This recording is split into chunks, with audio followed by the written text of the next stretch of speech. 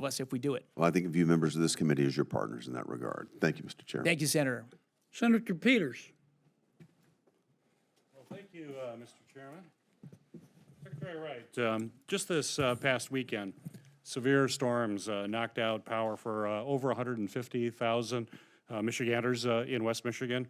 This comes only literally a few short weeks after an ice storm left as many as 300,000 people without power across northern Michigan, as well as a large part of our Upper Peninsula.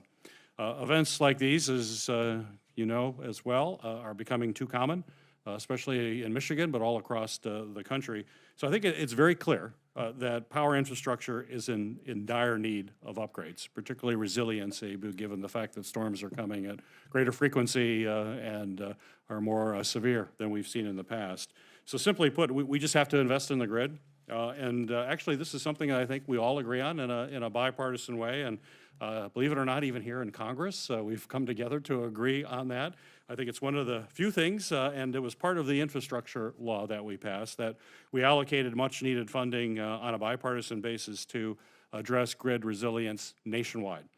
But from what I'm hearing in my state, and this is my concern, the Department of Energy has been unwilling to communicate with grant selectees or allow this funding out the door to let them start this critical work, especially as people are out of power.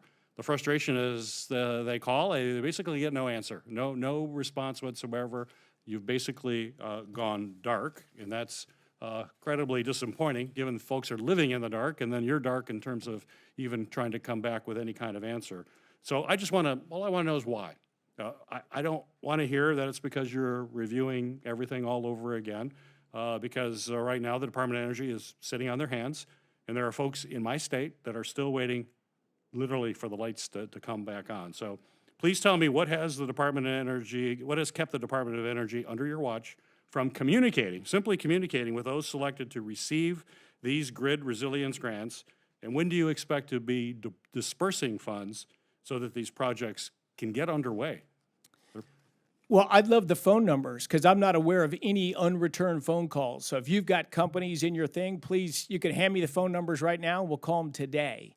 So we are engaged with all the counterparties on our deals that are going on. We're gathering information, we're gathering data, we're communicating for things that are already awarded and work is in progress. We're paying our bills. We are getting a little bit of additional information from companies because the vast majority of the counterparties never delivered a business plan, never delivered something credible, but yet they were given a vague promise of funding. We've continued to fund the things that are in place, but there's clearly been an abuse of tens of billions of dollars of taxpayer money. And I want to make sure that when we're sending money to someone, there really is a business on the other end. They're really going to have a product that's viable at the end, and that product's going to benefit the American taxpayers at the end. We're all for those things. Grid reliability is right in the wheelhouse. So I think, you know, there's been all sorts of things about how we've canceled everything. They're just not true. Well, I'm hearing that, so I will take you up on that offer. Yes. Let us know. Our team will follow up with your team. I appreciate your commitment to make those calls. I can tell you at least the ones that have come to me are very credible institutions and companies, and so there is a real problem there, and it raises a real alarm for me. So I appreciate your willingness to get on the phone or get whoever you have to get on the phone, and we'll follow up later today or tomorrow. Thanks for raising that. We absolutely want to connect that. I can assure you no one at the DOE is sitting on their hands and just ignoring people's phone calls. That's just not the way we roll. Well, good. Let's get to the bottom of that. I see the president's budget calls for the cancellation of over $15 billion of bipartisan infrastructure funding. And in there's a brief description accompanying that cut, the $15 billion cut, mentioning, quote, battery makers, end of quote. That makes me think you're referring to the Battery Manufacturing and Recycling Grants Program or the Battery Materials Processing Grant Program. If so, I hope you know that could mean hundreds of good-paying jobs that are going on in Michigan right now, a lot of incredible work in batteries. In fact, there was a recent announcement you may have seen from General Motors that new battery chemistry they're announcing with incredibly longer range, lightweight, uses less critical minerals, exciting things that are happening. So to see this is concerning. So I want to know, is that what the president's skinny budget sets out to do? Zero out the Battery Manufacturing and Recycling Grants Program and the Battery Materials Processing Grants Program? And if so, should I take that to mean that domestic manufacturing is not a priority for the administration? Domestic manufacturing is absolutely a priority for the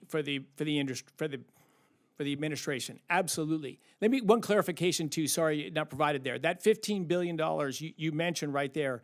None of that is committed to any company. There is no counterparty on that. That's just non-placed funds. So it's not going to be cut. We're here That is not cuts to any President's existing budget calls for awardees. the cancellation of over $15 billion. So Because it's been unallocated. It hasn't been committed to anyone, and their proposed budget is to rescind it back to the Treasury.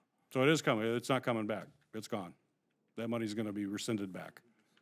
Yes, that is the proposed budget. But it's not for any existing current projects. Well, we'll follow up with you on that as well. Yeah, thank you, Senator. Senator